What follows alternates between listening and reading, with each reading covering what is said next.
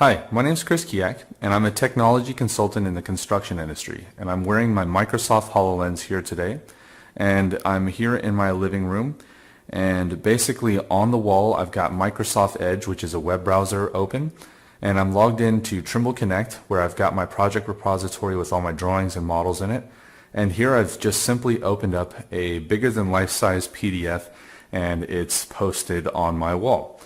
What's really cool is I can walk in here and without having to zoom around or navigate on the computer, I can just look at all of the information related to this drawing.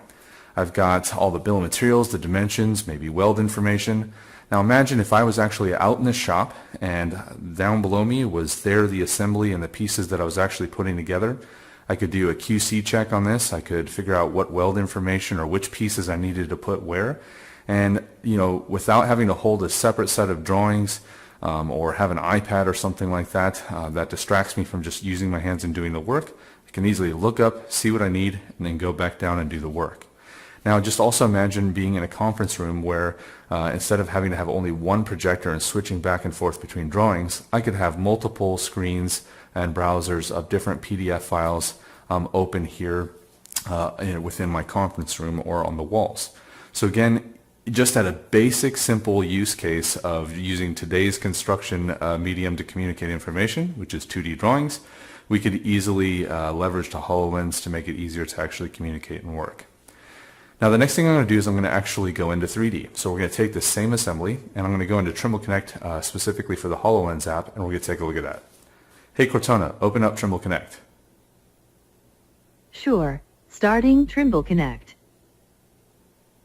So I'm here within Trimble Connect, and I can actually see a life-size to-scale version of my beam, and it's positioned on purpose exactly how it would be on the beam line.